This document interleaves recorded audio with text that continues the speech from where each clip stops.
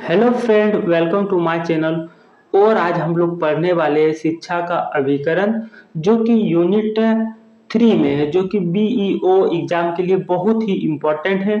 हमने first video में पढ़ा था अभिकरण, शिक्षा के अभिकरण और उनके प्रकार के बारे में। आज हम लोग देखेंगे जो संस्था था, जैसे कि परिवार, समाज, विद्यालय, उनकी क्या भूमिका है और किस टाइप का क्वेश्चन पूछा जाएगा, ए टू जेड हम लोग बताने वाले हैं।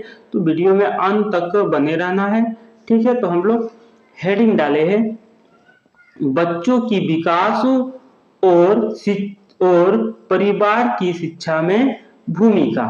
ठीक है, मतलब परिवार के द्वारा बच्चों की विकास कैसे होता है उसके बारे में हम लोग डिस्कस करेंगे, और परिवार की क्या भूमिका होता है शिक्षा देने में, यह बात ध्यान में रखना है। ठीक है, तो हम लोग ए टू जेड देखने वाले हैं, ए टू जेड। तो वीडियो में बने रहना है, ठीक है।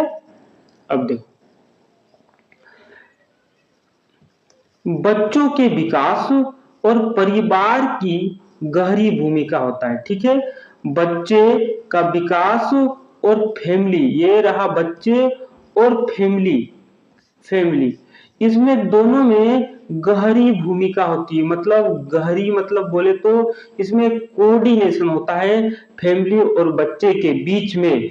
परिवार पहला शिक्षा स्थल होता है, मतलब बच्चा सबसे पहले परिवार से ही सीखता है। ठीक है, जहां बच्चों को बुनियादी नैतिक मूल्य मतलब सही गलत, ईमानदारी, सत्यता, इस टाइप के चीज को ही नैतिक मूल्य कहा जाता है। जहां बच्चे को बुनियादी नैतिक मूल्य, सामाजिक व्यवहार, समाज के प्रति किस टाइप का व्यवहार करना चाहिए, और प्राथमिक ज्ञान, छोटा मोटा ज्ञान यहीं से मिलता है। तो परिवार से हम लोग को क्या मिलेगा ना, नैतिक मूल्य, सामाजिक व्यवहार और प्राथमिक ज्ञान। तो बच्चे को जो ये मुन्नू सा है, लुल्लू लुल्लू, उसको नैतिक मूल्य, सामाजिक व्यवहार और प्राथमिक ज्ञान फैमिली से मिलता है। कहां से मिलता है बच्चों को? इस फैमिली से मिलता है। ठीक है, यही है गहरी भूमिका। क्या है? गहरी भूमिका। इसके साथ ही परिवार का वातावरण, जैसे प्यार, समर्थन, प्यार बोले तो बढ़िया से उसको मानना, सपोर्ट करना, प्रेरणा इंस्पायर करना, और बच्चों की मानसिक और भावनात्मक बुद्धि में महत्वपूर्ण योगदान देता है। उसका भावनात्मक बुद्धि मतलब किसी के प्रति किस टाइप का सोच है, उसमें बहुत ही इम्पोर्टेंट परिवार भूमिका निभाता है। मान ले कोई भिखारी, उसके प्रति बच्चे का क्या सोच है, क्या रवैया है, उसी को बोला जाता है भावनात्मक बुद्धि, इमोशनल इंटेलिजेंस। ठीक है, अब आगे हम लोग देखेंगे। आगे दिया है कि महत्वपूर्ण योगदान करता है, कैसे करता है उसके बारे में हम लोग ए टू जेड बताने वाले। ठीक है, ए टू जेड बताएंगे। तो यहाँ मूल्य और संस्कार, परिवार बच्चों को जीवन के मूल्यों, ईमानदारी, सम्मान, किसको सम्मान करना चाहिए, ईमानदारी होना चाहिए, सहानुभूति मतलब संवेदनशील होना चाहिए। ठीक है, संवेदनशील मतलब कोई मान लो कमजोर है, उसके प्रति किस टाइप का आपका रवैया है, सोच है, उसी को बोला जाता है। जिम्मेदारी होना चाहिए, रेस्पॉन्सिबिलिटी होना चाहिए, ये सब मूल्य है, सिखाता है। तो हमको क्या सिखाता है? ईमानदारी सिखाता है, सम्मान करना, समानुभूति, संवेदनशीलता और जिम्मेदारी सिखाता है। यह उन्हें समाज में अच्छा नागरिक बनाने के लिए तैयार करता है। जो बच्चा है, यहाँ पर जो बच्चा है, और फैमिली से हम लोग क्या मिल रहा है ना, ईमानदारी हम लोग को सिखा रहा है बच्चा को। इस बच्चा को ईमानदारी सीख रहा है, यहाँ से सम्मान सीख रहा है, एज पर सम्मान, फिर समानुभूति सीख रहा है, और जिम्मेदारी, रेस्पॉन्सिबिलिटी सीख रहा है। इसी से अगर किसी बच्चे के पास ईमानदारी हो, सम्मान करने की सम्मान करने की आइडिया हो, सम्मान करने की गुण हो, मूल्य हो, समानुभूति का मूल्य हो, जिम्मेदारी का मूल्य हो, तो यह जो बच्चा होगा एक बेटर, एक बहुत ही अच्छा नागरिक होगा। आगे जाकर यह बच्चा बहुत ही अच्छा नागरिक होगा। और यही यूपीएससी के एग्जाम में भी मांगता है। यूपीएससी के एग्जाम में भी मांगता है। एक पेपर है जिसमें पेपर नंबर 4 सॉरी सीसेट नहीं, पेपर नंबर 4 में भी इस टाइप का चीज के बारे में जिक्र किया गया है। अगर कोई यूपीएससी का स्टूडेंट है तो उसको पता है कि मूल्य क्या होता है और मूल्य कितना इंपॉर्टेंट होता है एक लोक सेवक के लिए। ठीक है, इसमें केस स्टडी होता है। ठीक है, नीति शास्त्र, जिसको नीति शास्त्र बोला जाता है यूपीएससी में। ठीक है, अब हम लोग देखेंगे पॉइंट नंबर 2 में क्या दिया गया। ठीक है, 2 में सामाजिक कौशल। समाज में हम लोग को स्किल सिखाता है। क्या? स्किल। सामाजिक कौशल बोले तो स्किल, कौशल मतलब बच्चों के पहले सामाजिक इंटरेक्शन मतलब किस टाइप के इंटरेक्शन होता है समाज के बीच में, परिवार के भीतर होते हैं। सबसे पहले फैमिली के भीतर होते हैं, याद रखना। यहीं से वे समझते हैं कि दूसरे के साथ कैसे संवाद, मतलब परिवार में इंटरेक्शन सिखाता है कि समाज के साथ किस टाइप से संवाद किया जाए, बातचीत किया जाए, बड़े छोटे से किस टाइप से बात किया जाए। यह हमें फैमिली ही सिखाता है, परिवार ही सिखाता है। सहनशीलता दिखानी है और अन्य लोगों के प्रति संवेदनशील होना चाहिए। सेंसिटिव होना चाहिए, सेंसिटिव होना चाहिए, संवेदनशील होना चाहिए। कोई मतलब बुजुर्ग है उसके प्रति किस टाइप का रवैया है उसके बारे में यह बताता है। संवेदनशील, कमजोर वर्गों के प्रति किस टाइप के सोच है, दया है कि नहीं, उसी को बताता है संवेदनशील। तो हमें परिवार ही सामाजिक कौशल को सिखाता है, मतलब समाज से किस टाइप से बात किया जाए वो हमें परिवार ही सिखाता है, फैमिली ही सिखाता है। यह बात ध्यान में रखना है। ठीक है, उसके बाद आत्म विश्वास और प्रेरणा। आत्मविश्वास और प्रेरणा, जब परिवार बच्चों को प्रोत्साहित करता है, प्रोत्साहित मतलब उसको प्रोत्साहन करता है, वाह वाह ग्रेट वर्क, आप तुमने बहुत अच्छा काम किया, इस टाइप से मान लो टॉप किया है तो उसको प्रोत्साहन करना चाहिए, तो उसका आत्मविश्वास बढ़ता है। मान लो कोई बच्चा था उसने टॉप किया तो उसको सपोर्ट करना चाहिए। ये बच्चा टॉप किया अपना स्कूल में तो उसको सपोर्ट करना चाहिए जिससे उसका आत्मविश्वास बढ़ सके। तो यही बात यहाँ बताया गया है। ठीक है, हाँ, परिवार की भूमिका में। उसके बाद देखेंगे शैक्षिक सहयोग।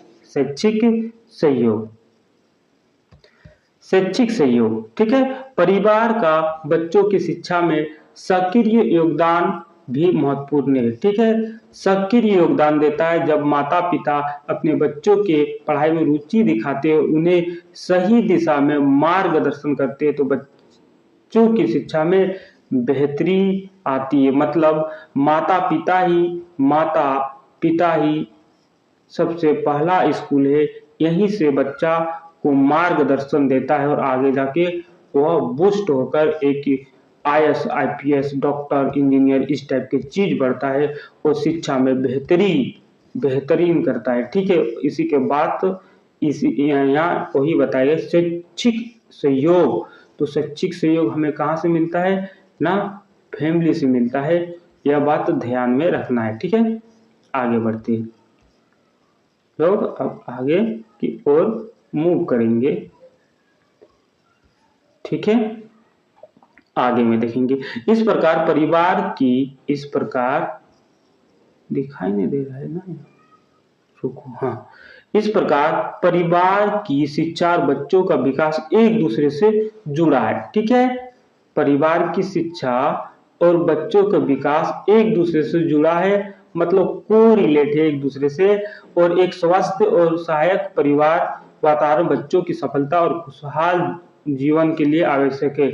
अगर फैमिली बेटर होगा तो बच्चा का जीवन भी बेटर होगा। ये बात ध्यान देने की है। अगर गाइडेंस बढ़िया मिलेगा तो बच्चा भी बेटर होगा। ठीक है। अब आगे की ओर हम लोग बढ़ेंगे और आगे में एक नया टॉपिक है कि बच्चों की विकास और समाज की शिक्षा में भूमिका।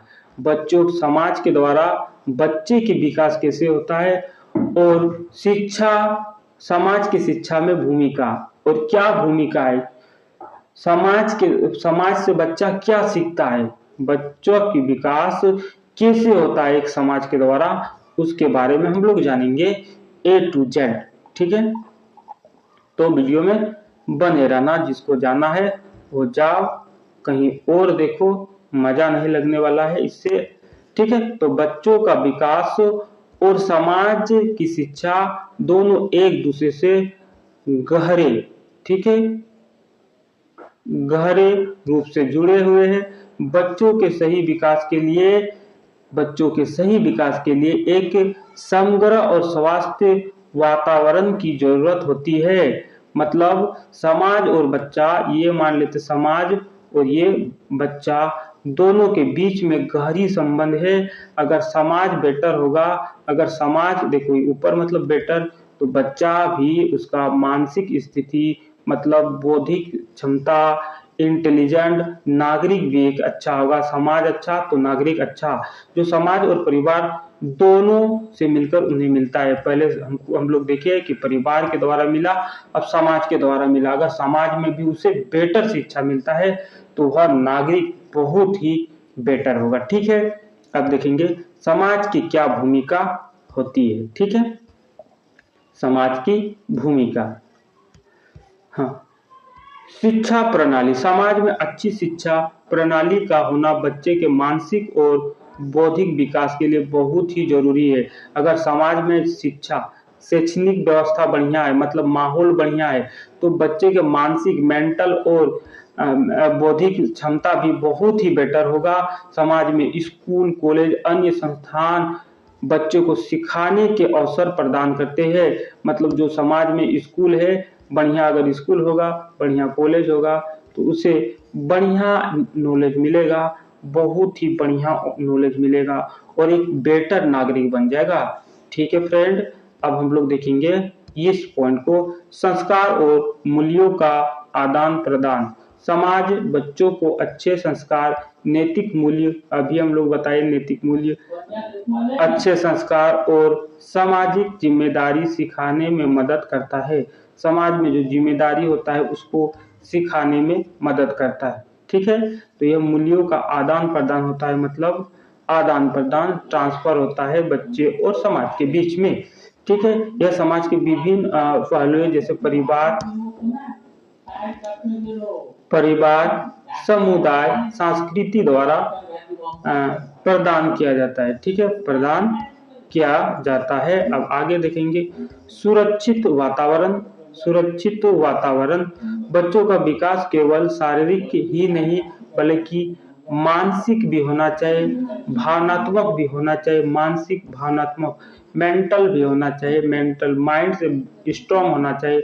भावनात्मक मतलब भाव, किसी के प्रति किस टाइप के भाव है, रवैया है, वो भी होना चाहिए। ये इम्पोर्टेंट है। क्या कमजोर वर्गों के प्रति अच्छा भाव है कि नहीं, ये सब गुण उस बच्चे में होना चाहिए और ये गुण सब समाज और परिवार से मिलता है। एक समाज जो बच्चे को सुरक्षित और सहायक वातावरण प्रदान करता है वह अपनी पूरी क्षमता को पहचान सकता है। ठीक है, एक अच्छा वातावरण से बच्चा एक अच्छा ही बच्चा बनता है। उसके बाद हम लोग आगे देखेंगे कि बच्चों की भूमिका। बच्चों की भूमिका, आवश्यकता के अनुसार शिक्षा प्राप्त करना। आवश्यकता के अनुसार शिक्षा प्राप्त करना।